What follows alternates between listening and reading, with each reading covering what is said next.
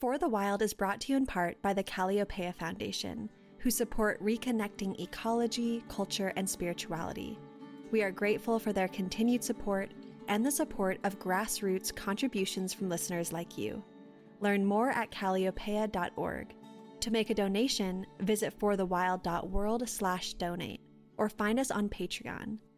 If you'd like to support us in other ways, consider sharing our episodes through social media or leaving us a review wherever you listen to the podcast.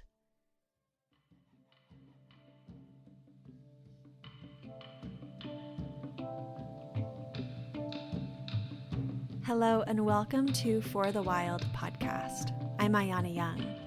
Today I'm speaking to Jordan Marie Brings Three White Horses Daniel. Once we can heal ourselves and move forward, we can then, create a new generation, the next generations of our relatives moving forward into the future who can, be free from this trauma and this pain and this heartache that exists. Jordan Marie Brings Three White Horses Daniel is a citizen of Kul Wicasa Oyate, Lower Brule Sioux Tribe, as well as a passionate and devoted advocate nationally known for her grassroots organization for anti-pipelines, climate justice efforts, Change the Name, Not Your Mascot, MMIWG2S and MMIP, and Native Youth Initiatives. Jordan is the founder and organizer of Rising Hearts, an Indigenous-led grassroots group designed to elevate awareness of Indigenous issues and the intersectionality of all movements impacting Brown, Black, and Indigenous communities. Currently, she is using her running platform to help raise awareness of missing and murdered Indigenous relatives by dedicating the miles she runs to a missing or murdered Indigenous person. Well, Jordan, thank you so much for joining me today. As we were chatting earlier, this is a real honor, and I've definitely been a fangirl for a while, so this is just such a beautiful way to spend this rainy day with a roaring fire, being able to spend some time together. So thanks for joining us. Lila Palamayaye, thank you so much for having me. So, yeah, I hope our listeners are familiar with missing and murdered Indigenous women, girls, and Two-Spirit. But in case some are not, I want to ground our conversation in the reality of what has taken place across settler colonial states like the United States, Canada, and Australia. One of the most commonly shared statistics is that in 2016, the Urban Indian Health Institute found that there were nearly 6,000 reported MMIW, yet only 116 made it into the Department of Justice database.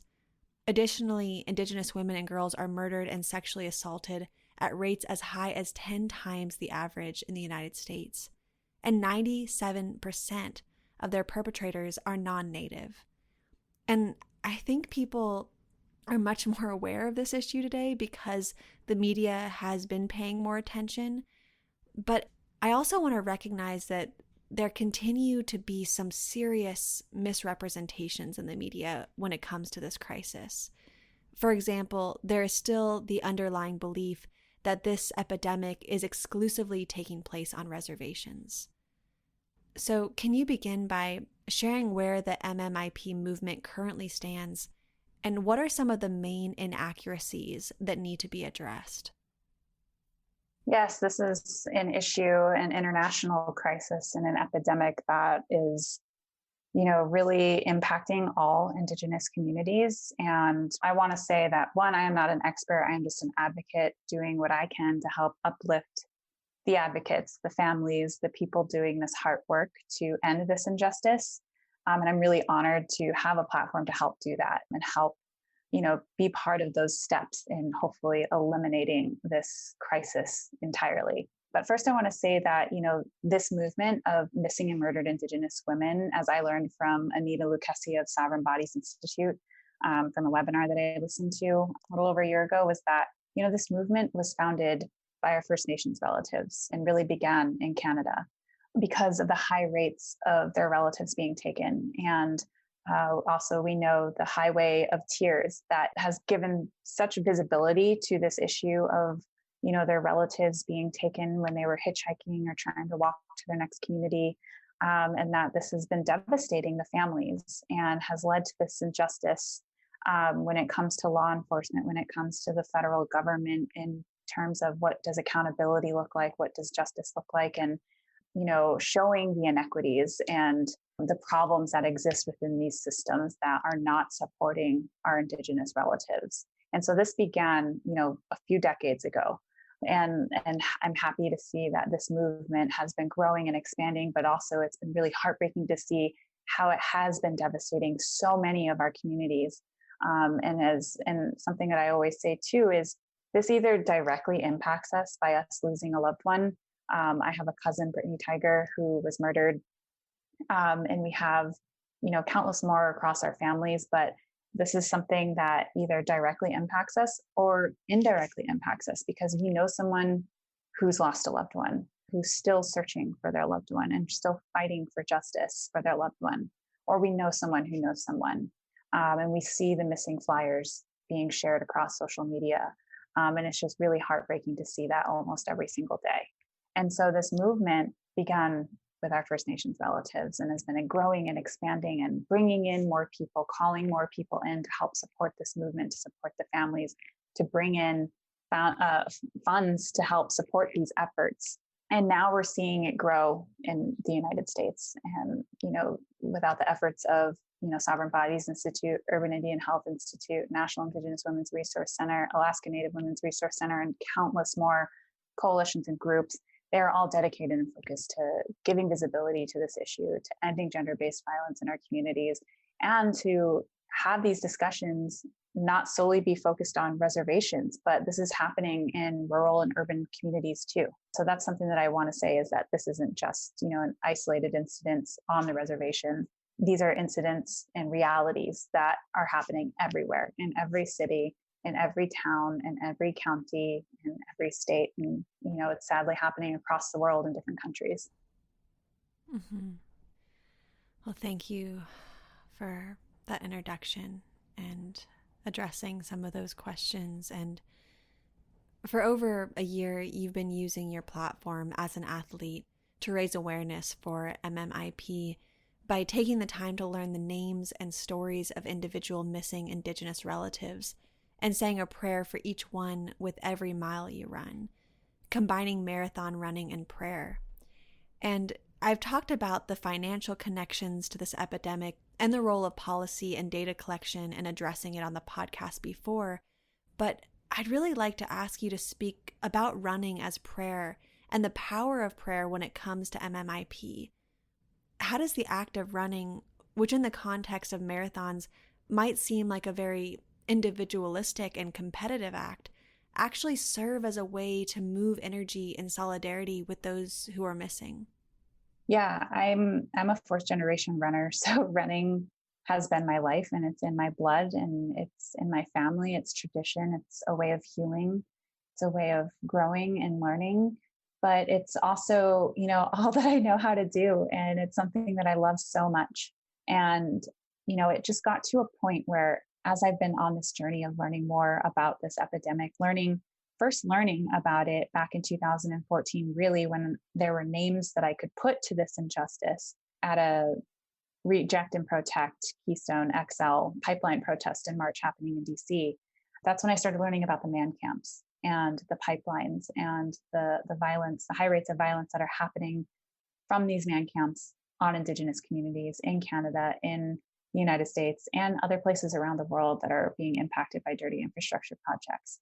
And so that's really what, began my journey of trying to learn more about this issue, and then started connecting the dots as I had seen it throughout my life of, all the funerals that I've attended and learning more details about those funerals and what happened to them because I was younger and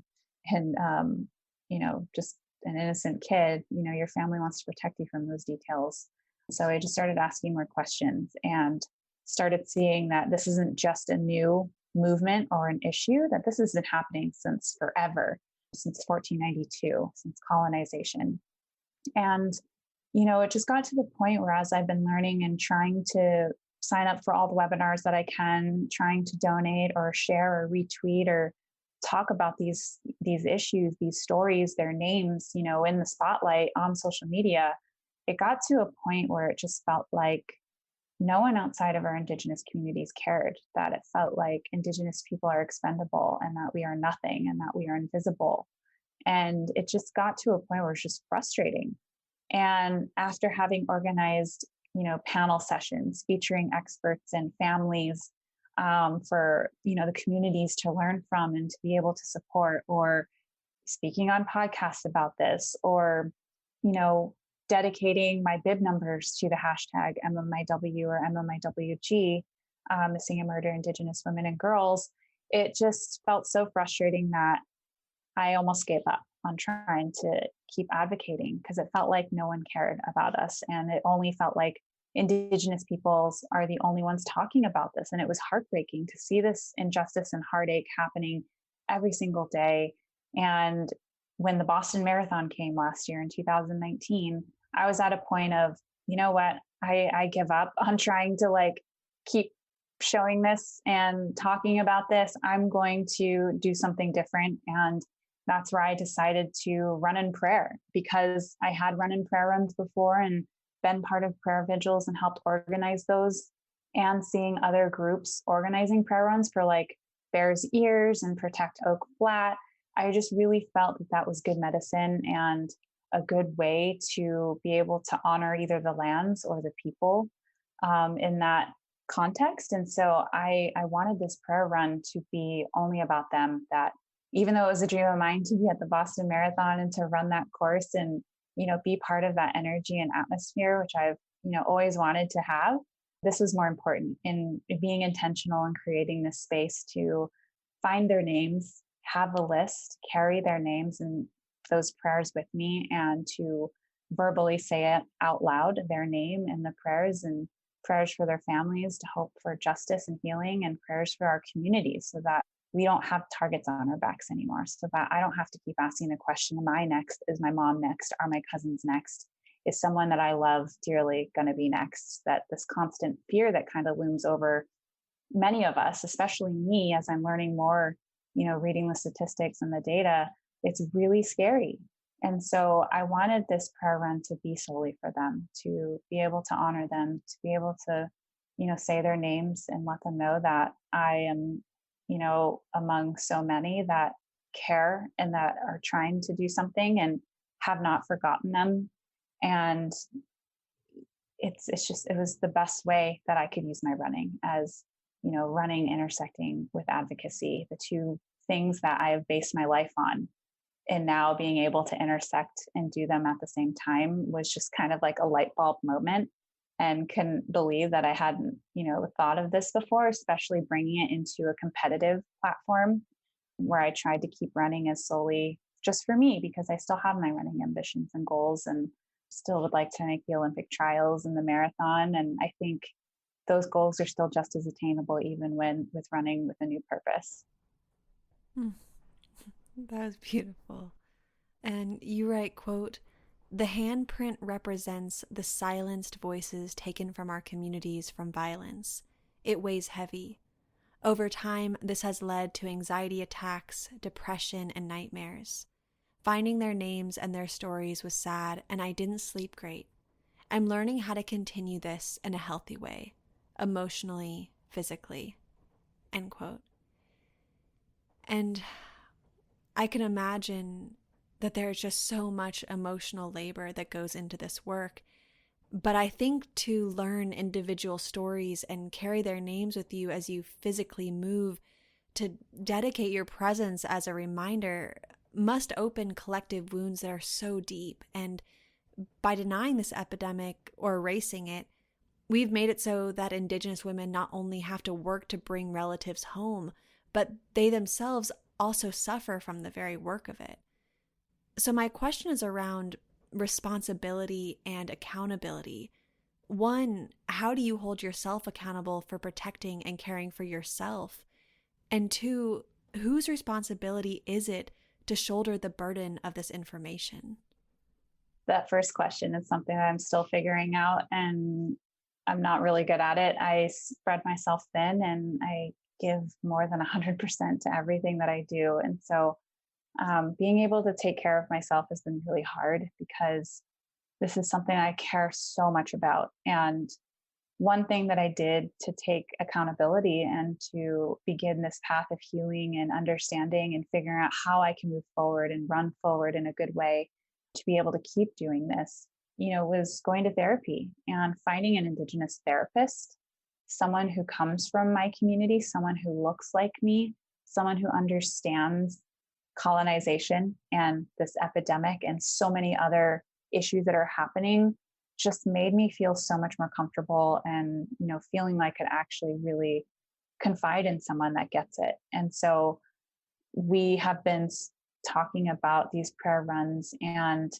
finding out, one, that I'm an empath and something that I carry on these emotions and take on these emotions, and how heavy these stories are, and sometimes seeing the comments coming from the families of, especially when they've been fighting for decades, to find the answers and hold law enforcement and the government accountable and doing their job is just something that I took on and carried with me. And I just want to do so much. And for me, it just felt like I had to keep running.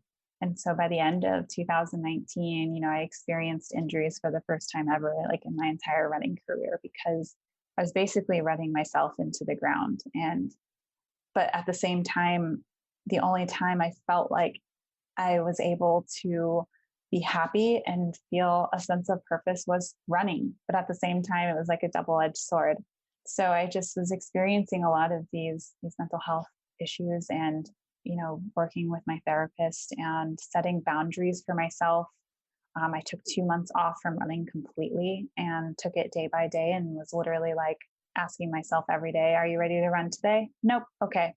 And I just had to get to that moment where mentally I was ready and emotionally ready and spiritually ready to go for a run again. And so now I feel like I have a new plan of how I can do these prayer runs and help give visibility to this issue and to help uplift the voices for the voiceless and the advocates doing this work in a better way, while also being mindful of those boundaries that I've set, which means maybe, taking the notifications off my phone, or, muting the notifications of some of the MMIW groups that I am part of. Not that I'm not going to see that information, but not being inundated with an update popping up on my phone or in the message chats or anything like that. And so it's me having to be proactive to go into those spaces to get an update of what's going on, what's happening, what's the latest policy update, who's this missing flyer for and where are they, how can I help, what can I share? So it's setting those boundaries, and it's a slow growing healing process for me, and healing is not linear. But I feel like I'm finally moving forward in a better way, especially a year from now to this very day. I was not in a good place. And so I'm really happy with this progress. For the second question, in terms of who needs to be held accountable and who could be helping, it's law enforcement. It's the federal government. And, they have a federal trust responsibility to be supporting Indigenous communities. And we have to start dismantling and, breaking those barriers of institutionalized racism that exists, especially within law enforcement and in the government.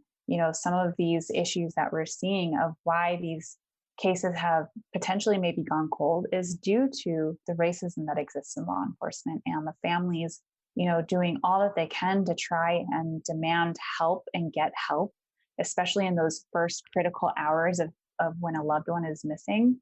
And sometimes a lot of our relatives and community members are met with that racism and that hostility and that prejudice and those stereotypes, those already created narratives of who Indigenous people are, and they choose to not help us. And so it's the families, it's the advocates that are on those front lines, organizing the search parties, doing whatever they can in those first few days, in those critical hours, when law enforcement should be there from moment one, from the moment that the families contact them.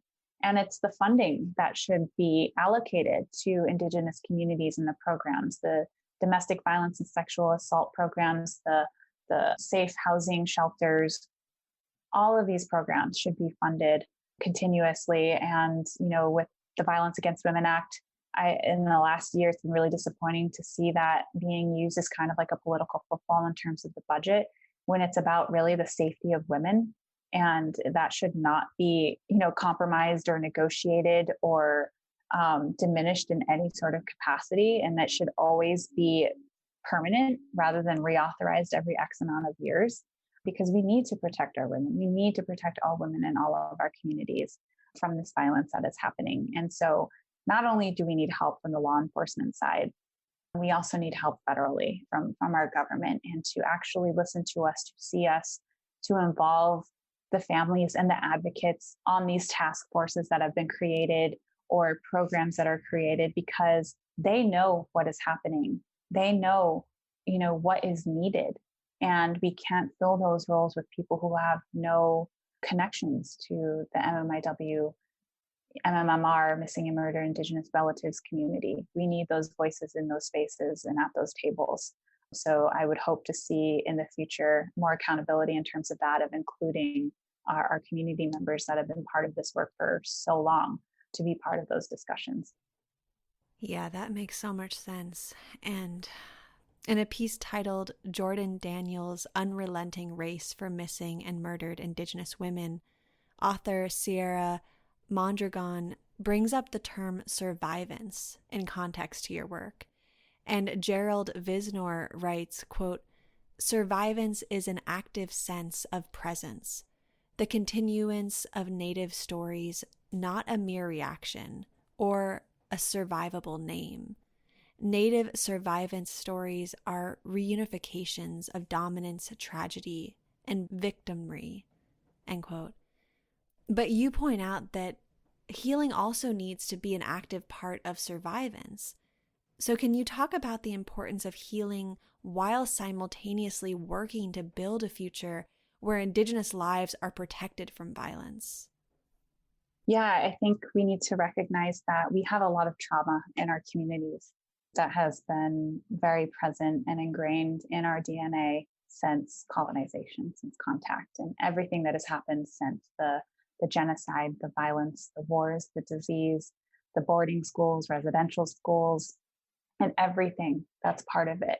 We have relatives today, including my grandfather who passed away but was in a boarding school. We have relatives today that still can't even speak to what they witnessed and to what they experienced during those times. And this trauma, generational trauma, is passed down, and it has these wounds. And I think now, especially for me, as I've been learning more about these new words and terms and things to label that I've always been wondering, or what this means, or what is this, it's shed light on the collective healing that we all need to do, that we've experienced or have seen within our families, and to be able to, once we can heal ourselves and understand, our lived experiences and what we've gone through, and understand our relatives and what they went through, and our ancestors, even more than just knowing that it was genocide or it was a war or it was just boarding school.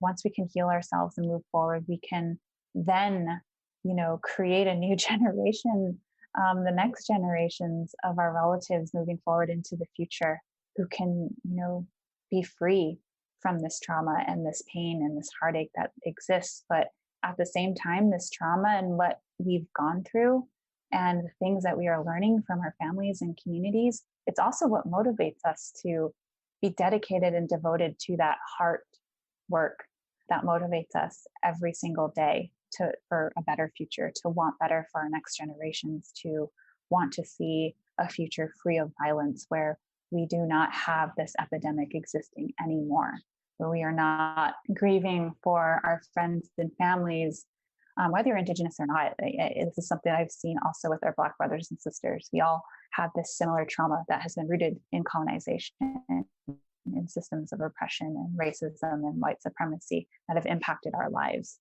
And when we can get a better understanding of that and find the root of it and recognize where it came from and how it came there, we can then move forward in a more better way.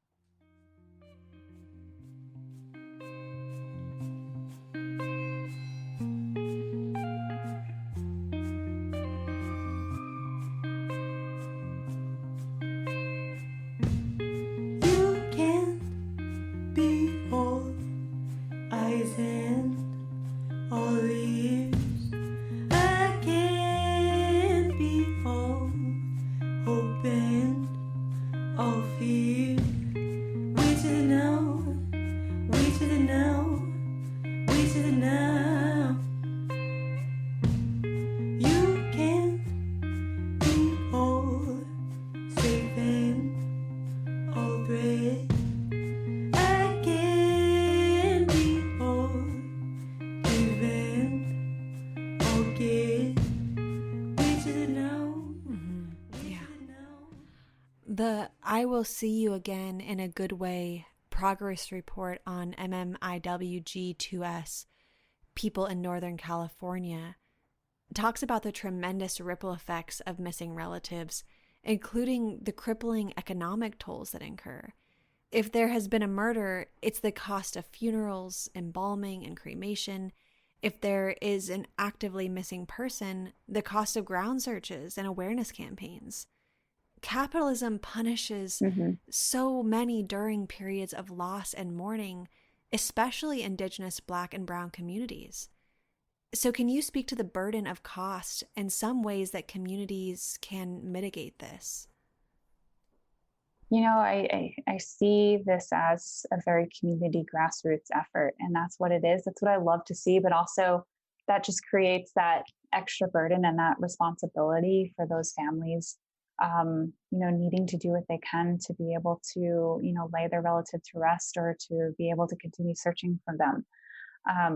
I love seeing when these campaigns are started by friends and, friends of the family or organizations to help, mitigate those costs, to help, eliminate some of that responsibility and that heartache.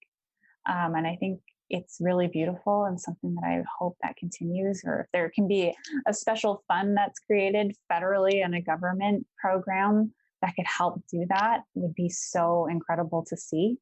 But, with my relative, Brittany Tiger, her mom is still, going to court dates and still creating, vigils and t-shirts just to try and keep Brittany's memory there and to keep her visible and to keep calling and demanding justice. And she is among so many thousands of families that are doing this and all trying to do creative ways to try and give visibility, not only just to their relative, but they're also trying to give visibility to this movement and to this epidemic.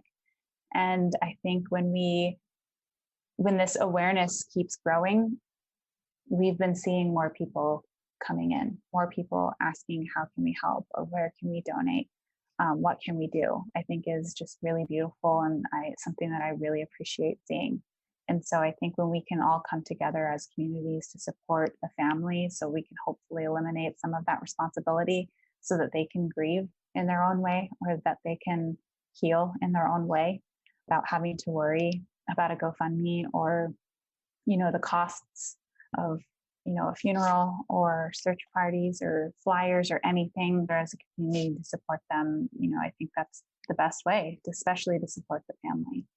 But this is something that is really heartbreaking to see all the time, is especially more recently, as I've been seeing on social media, with more relatives gone missing, but luckily they've been found safe. But it was the emergency response of, we're launching this campaign, or we're trying to raise funds to get the family to go visit that city and go find their loved one. And yes, they had the best outcomes possible. They found them and they're safe. But it's those emergency response actions that need the support right away. And it's trying to, for me at least, using my platform and those that support me, and I hate using the word followers, I call them supporters. Those that support me, I want to share these campaigns and hopefully, help support those emergency response actions in finding their loved ones and their friends, because sadly, this is happening during a pandemic. It hasn't stopped. This epidemic is a public health issue. This is happening not just in Indigenous communities, but it's happening in our Black and Brown communities, our Muslim communities. This is happening, across the board. And this is something that needs visibility and needs to be addressed. And we need to, call people in to understand the history of this violence and what it's rooted in, and the systems that perpetuate this violence, and the words or the narratives out there or the stereotypes out there that help perpetuate and normalize this violence in our communities, I think is needed, and it's happening. And the unlearning process is happening, and the relearning from us is happening, which is so great. And it's building community. And so that's also the part of the work that I'm really dedicated to, is building community, and making sure that those outside of Indigenous communities can understand what is happening, especially, not only the heartbreaking stuff, the adversity, the issues that we have in our communities, but also being there to celebrate the amazing things in our communities, because that's also the other aspect is we are resilient and we are so beautiful and strong, and we keep moving forward and we keep up with the hard work that's happening. And that's also the other stuff that I like to amplify too, is just all of the good work that is happening. Mm-hmm. Yeah, that's so important as well. And in the past, when communities bring up MMIP, or perhaps more broadly, when it's discovered that local law enforcements have been sitting on backlogs of rape kits, for example, it's resolved by increasing funding for police departments under the guise of providing better training or hiring more people to increase the capacity to address these issues. And this is so frustrating, because if this past year has shown us anything, it's that public outcry does not make law enforcement more sympathetic to the communities they actively target. In fact, it actually just causes them to retaliate more. So I'd like to ask you how MMIP should be addressed in a way that doesn't rely on the cops, but instead builds networks of care. What does pursuing justice for MMIP mean within networks of care? I think it's about, one, providing this content, these issues, the statistics and the data, I think being led by Indigenous researchers and advocates supporting the families. I know there's those phrases in terms of decolonizing the data, decolonizing research, and I know Sovereign Bodies Institute and Urban Indian Health Institute are both doing that, and I think that's incredibly important. And they look at the bigger picture of not just, talking about what is happening with law enforcement and the lack of funding that they get, or the lack of training, or how their systems, when they're filling out a police report of a missing person, or one of these cases, if they don't check the accurate box, Native American, American Indian, Alaska Native, or however it may be, it'll default to Caucasian. And that's how a lot of our relatives also go missing in the data. And Anita puts it perfectly. Our relatives go missing 3 times in life. They go missing in the data, in life, and in the media. And so I think those 3 right there, those tiers are the actions that we need to get in terms of building a community, building awareness through the media, making sure that this is visible and that this is seen, and not just the cases that sometimes do make it nationally, internationally, but we need to make sure that this is visible across the board, and that all families are getting the support that they need in terms of visibility and the support that's coming in. We also need to make sure that this is addressing data, the statistics, that they're accurately being reflected, and that they can work with Indigenous researchers and statisticians, or however they're called, and working with these institutions to make sure that this data is accurately reflected. And so that's a lot of the work that Sovereign Bodies is doing, is they're working with law enforcement programs to help correct these reports, to make sure that these relatives are being accurately reflected and depicted, and so that they are not going invisible and being lost in this data. And then, creating community in terms of having the community be part of those search and rescue missions, or being part of the fundraising campaigns, because it is grassroots moved, it's grassroots led. And so I think change always happens from the bottom up, when the people realize we have the collective power to impact and call for change, that law enforcement and other systems and levels of government will have to listen to us, especially when we all come together. And so when we can bring the people together and talk about this issue, have them understand it, hopefully, eliminate those stereotypes and the prejudice and some of the narratives out there, and have them get a better understanding into the scope of this issue, and listening to the families and the advocates, then we can collectively come together and say, this is what we want, this is what we need, this is what we deserve, in terms of who we elect locally to the congressional level, or who we elect into, the sheriff's department as the sheriff, or who, we are working with in terms of law enforcement and the government. And so I think when we can get the community informed and to be more attentive to this issue and realize that this is happening every day. It doesn't take a pause. It doesn't take a break. This is continuously happening. And bringing these conversations, not only just within the MMIW movement, but also bringing it into the Me Too movement. And something that I started talking about when I first moved to Tongva Lands to Los Angeles, California.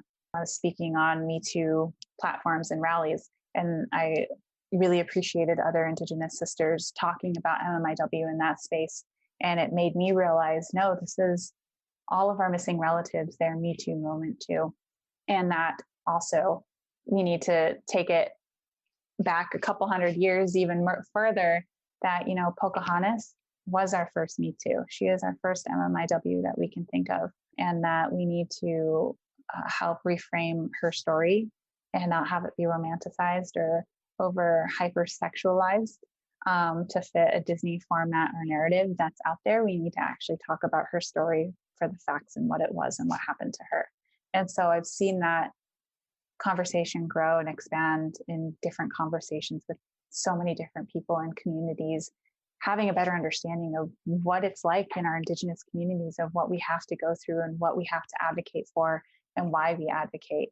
And so I think when we come together as a community and that are more informed, we can then, push and call for the things that we need, that we deserve, to hopefully eliminate this epidemic. Yeah, and for listeners who are interested in exploring these ideas deeper, I really encourage you all to look at the incredibly comprehensive MMIWG2 and MMIP organizing toolkit that Jordan has shared with us. So we will link to that on the website and through social media. I'd now like to transition our conversation to discuss Indigenous visibility and invisibility in the media, beginning with the reality that MMIP activists have long been calling out how dominant media's coverage of this epidemic causes additional harm, as many stories are not portrayed truthfully or heavily rely on violent language so that people don't really think to look into these cases or follow up with them because it's inevitably implied. So specifically, I've been thinking about how we rarely hear about the stories of MMIP being found and returning to their homes. So can you speak to this and how this also really highlights the intersection between Indigenous and Black communities and Black Indigenous folks in terms of how they're actively erased and dehumanized in our media? Yeah, we are constantly always fighting our own erasure from so many different levels and platforms out there. But when it comes to the media, something that I always advocate for and demand, especially when I'm having the opportunities to speak with media, and especially if they're publications or articles or anything like that, like I demand to see the edits and to see the final review. And sometimes I get met with a little bit of hostility and pushback, and them saying that's not allowed, that you should just trust us and what we're writing. Because time and time and again, after seeing so many other relatives and just other voices across so many different movements of what they're advocating for, have seen them tokenized or have seen them basically kind of harmed, where they were approached to get their insight and their point of view, but then the way the article was written made them look like the antagonist, or someone that was, I don't know, like evil or something, in terms of what they were fighting for, and labeling them as fighting against something. And so when it comes to just words, even simple words being used in these publications and media, it can do a lot of damage on who we are, what we advocate for, potentially harm and hurt the movements that we are trying to give visibility to. I think the media needs to come to these conversations and approach the families and approach the advocates or anyone across our movements need to approach this really carefully. They need to understand that there is trauma present, that these issues are incredibly hard to talk about. And we do not need to be tokenized. We do not need to have, our loved ones or their loved ones being misrepresented. Because as we have seen in some cases, these writers or reporters tend to focus on maybe some of the potentially bad things they did when they were younger that had nothing to do with them being an adult and them gone missing or being murdered, and how they show us or represent us, or picking the worst photos possible that make them look bad, instead of picking the beautiful photos of who they are and who they were. And this is been happening time and time and again, especially these last several months with the death of George Floyd, the murder of George Floyd, the murder of Ahmaud Arbery, and Breonna Taylor, and so many more, that have been in the media. I think we need to also call attention to the media and hold them accountable and make sure that they're doing their job the right way, the best way, in the most supportive and visible way. They need to hear us. They need to listen to my or their lived experiences of what is happening. And they need to also have us be part of the editing process. That's always what I talk about and what I always try to speak to when I'm talking with them, because this happens so much. And it can either set us back in terms of what we're fighting for and trying to give visibility to and bringing community in to support us, especially with how they may frame it or, summarize the issue. And it could potentially put communities against us, thinking that this is our problem, or because we are who we are, we were asking for it, or, we deserved it. And that's not the type of thinking we want out there, or the kind of behavior we want. We need the support, we need the visibility, and we need a platform that can be there to support these stories, to support the families, and to have updates of what is happening. We need follow-up. We need to know if they've been found safe, or if the case is still going, what is happening in those cases. We need the media and the reporters and the writers to be committed to these stories, because these aren't just stories for publication and for likes or clickbait. These are stories of actual people and their lives and their family, and the devastating impacts that it has had on them and the communities, and potentially for our next generations. And so that's something that I'm really passionate about in terms of media and the kind of visibility that they do for these stories and for the families.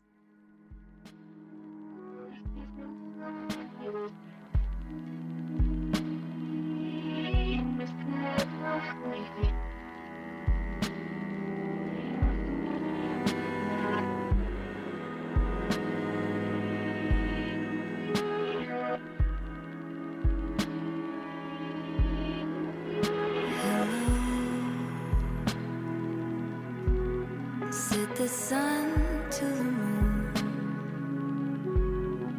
Where did you go? I've been waiting for you, looking through window. Didn't know what to do. Don't leave me when you go. Well, looking back, I think for many of us, the conversation on MMIP leads us to really ask why. Why is this still an issue? And what will it take to resolve it? But the reality is that there is no single solution, because this is a symptom of a very sick settler society that seeks to take whatever it can to fulfill its own greed and predatory nature. In the MMIWG2 and MMIP organizing toolkit, Tia Oros Peters writes, quote, "The indigenous paradigm of respect, reciprocity, responsibility, and relationship to others and to the earth, and for others and for the earth, encompasses more than maintaining the integrity of our own lives. It includes the air, plants, water, and animals as much as our ancestors and those yet to be born. This framework for assuring a restored world in which all life is nurtured flourishes and participates in its respective place within the cycle, lays an unwavering foundation for sustainable livelihoods and a balanced world order, and is a harmony-based holistic paradigm. It is completely distinct from Western or mainstream settler thought. In its very collectivist nature, it is relationship-based. It's about sharing and achieving balance. It differs significantly from the individual-oriented, acquisition-based, oppositional nature of Eurocentric thinking and being. A paradigm of taking. End quote. And so, I wonder if you could speak to this as a call to both dismantle white supremacy and human supremacy, but also a call to rebuild a new future and to use this epidemic that continues to occur to pray into the protection of Indigenous Black and Brown folks in both tangible and intangible ways. Yeah, I think it's a beautiful quote by Tia. I think something that always comes to my mind when speaking about this injustice and this issue is we need to recognize this troubling cycle of violence happening, not just against our women, but against our earth. And listening to other aunties and sisters that are in this movement, and especially when they're advocating for MMIW in the climate justice conversation, that we need to repair our relationship and how we treat Unchimaka, Grandmother Earth. That the violence that has been happening on her is directly correlated with the violence happening on our women. And when we can repair that relationship and stop harming her, that we will stop harming our women in our community. And so I think that just goes across so many platforms and different ways of what that looks like, and decolonizing our life and our systems, and what things can we do to step back and to, have a better view and perspective of how we are all connected to each other, even just outside of Indigenous communities. That Mitakuye Yasin Lakota translation is we are all related. And for me, as I was raised and growing up, I was raised as, not only fight and do what you need for your people, but also for all people. And that is something that we need to recognize, and we need to understand this really toxic cycle of violence happening. And when we can stop that, hopefully we can stop the violence happening on our bodies. And I think we need to have people who are not coming from Indigenous, Black, Brown communities. We need to have them understand how colonization has really impacted our communities and our lives. And we can't treat it like cafeteria food in terms of history of picking and choosing what we want to know and what we want to learn and how we want to view it. We need to understand that this country was, off the genocide of Indigenous peoples, and, off the removal and stealing our Black brothers and sisters from their homelands and enslaving them here, and to our island relatives too. This has been happening since day one, and people need to understand how colonization has this settler mentality of conquering and, self-entitlement and the need for more. And so for us, we have been harmed by that system that has been created, that has been brought here to the United States, is because we are seen as, not enough, that our lives are more expendable because we don't fit these colonial narratives that have created this country. We've been harmed by this system, and people need to understand that. And when we can understand that and accept that, then we can start doing the work of what else can we do? What can I do? What can I do within my family? How can I contribute? How can we be supporting these communities?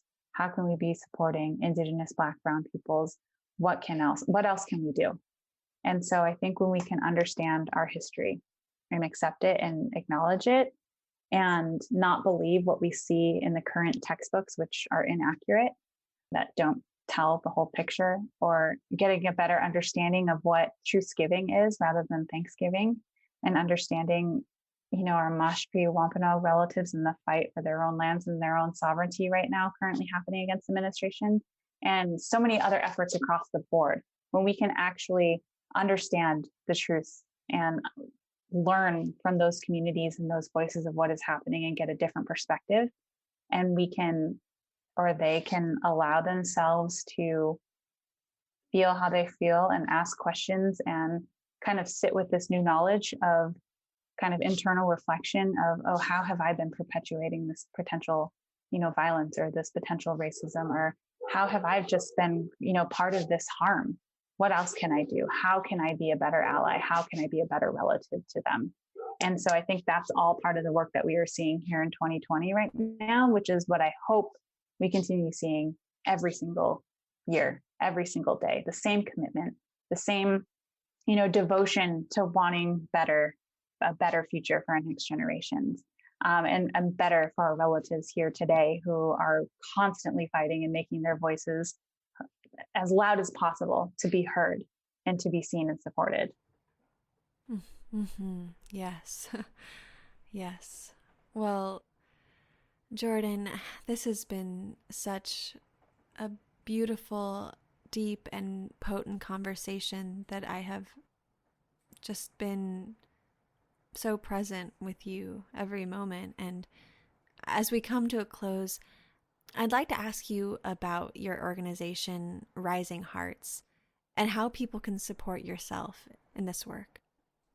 Yeah, Rising Hearts has been around since Standing Rock in the fight against the Dakota Access Pipeline. And just a quick story, I never saw myself in this kind of advocate role or a community organizer. I always wanted to be part of behind the scenes in helping to make change happen. And it's been a dream of mine since 8th grade to move to DC and go work in policy and help write laws. And, that happened. I moved to DC. I got to work with so many incredible Native organizations and just found myself more connected and happier when I was working directly with the community. So I stopped working on the Hill and stopped lobbying and started working with an organization where I got to work with communities and help support them in implementing their projects and from the federal funding that they were getting, and just basically got to be a cheerleader to the work that they were doing and being there as, support.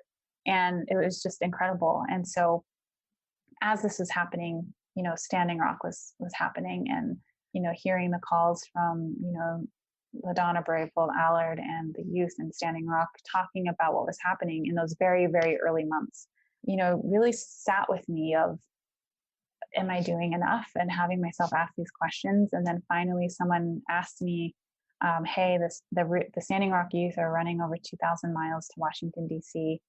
To oppose the Dakota Access Pipeline and deliver a petition to President Barack Obama. Do you want to organize something for them and welcome them to the city? And I had never organized anything in my life. I had attended rallies and protests and marches and everything, and kind of always served in the observer role or the volunteer role or just being there to support. And I was like, sure, I guess I can try it out. And I worked with a friend of mine, and we got permits, we got police escort, we got funding to have food for the youth, and organized some meetings just for the youth with some government officials that were close to this project and overseeing the permitting, and then the Department of Justice, Army Corps, and the White House. And so this was just an incredible opportunity to learn from and be part of, and to help just welcome the youth. And they came, and it was an incredible day, and they were so inspiring to see them use their voice and to put their bodies under this kind of, intense, repetitive every single day, just constantly running of, running for purpose, running with a purpose, and running, as a form of advocacy. That's where I started learning about running and connecting it to advocacy. But for me, had never brought it into a competitive platform. But that's where I started really appreciating our youth. So they are who inspired me to hold myself accountable and be like, Jordan, you need to do more.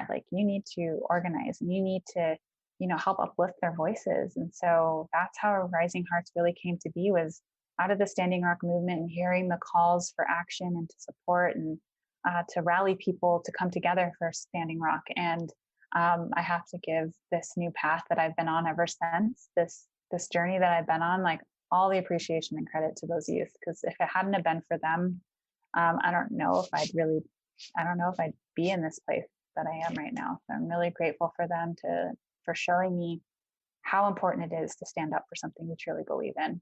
And so all the credit goes to them. So that's how Rising Hearts came to be. It was really an answer to a direct call of action of elevating Indigenous voices, because in DC, so many things were being organized that I didn't see Indigenous voices on, especially speaking to this issue. And so I started inserting myself into those conversations and asking the organizers, hey, where are the Indigenous voices? Where are the land acknowledgements? Where are the Piscataway Native peoples? I know them. We're here. Like, why aren't we on these platforms? And so then that started networking and collaborating and, developing these amazing partnerships with other coalitions and groups where we all began working together. And we ended up all co-founding DC Reinvest Coalition to help get DC to divest from Wells Fargo at the time, and just really led into these beautiful collaborations and building community. And that's what Rising Hearts is really all about. And so now that we've come to 2020, I've been seeing and sharing spaces to speak about MMIW, but also speaking about, the missing and murdered Black women from here in Los Angeles. I was on a panel and a rally with another family speaking for the 300 missing and murdered Black women in Los Angeles, and just being on stage with them and having this moment of two communities that had been constantly traumatized and has been experiencing this violence and this injustice coming together, multiple families and multiple advocates speaking to this issue, was just something that was like another aha moment, a light bulb of like, I don't have to be just speaking and organizing and running for Indigenous women, and our relatives. I can be helping to give visibility to this injustice for Black lives taken too. And so we're in 2020, everything's clearly visible. Now Rising Hearts is in a platform of building community, still uplifting and centering Indigenous voices, but also promoting intersectional collaboration and making sure that we are being a good relative and a good ally to the Black community, to the Brown community, to the Asian community, to all marginalized communities that have been harmed by these systems, and making sure that we can learn from them and be there as support in whatever capacity that we can. And so I'm really happy that Rising Hearts is growing and transforming. We just launched our new logo last night.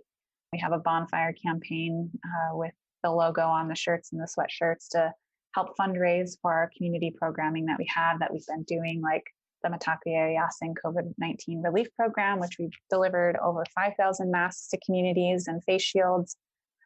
We also have Indigenous Wellness Through Movement series, because I wanted to see Indigenous wellness instructors in those spaces and to learn from them. And so it's building community that way and inviting this platform to everybody to attend it virtually, to learn from Indigenous voices and wellness advocates, and also opening the platform up to inviting special guests and friends and allies to come teach and lead sessions. So the funding is going to go to support that. It's going to go to support Running on Native Land initiative. It's going to support Running with Purpose community club team, as well as the Running with Purpose film series, and a variety other of programming and upcoming events that we are organizing starting in January 2021. Thank you so much for sharing all that with us.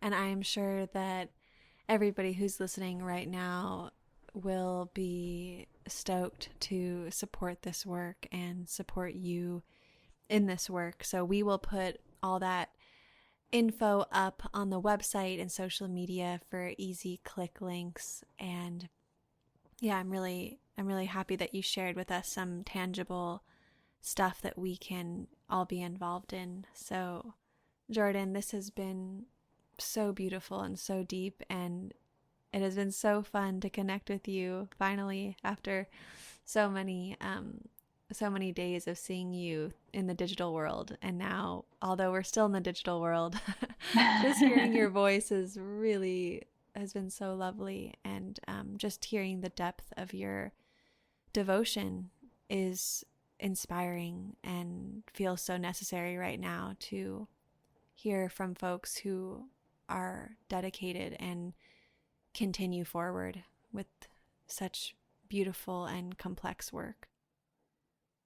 Thank you so much for having me. Like I said, I've been listening to your podcast for a long time and having learned more about you and your story through Sister Jade Begay, and just hearing so many wonderful comments about the platform you're building and creating and the visibility you're helping to give. I'm just really honored and grateful to be part of this platform with you and to have this conversation. So again, Wila Palamaye, thank you so much.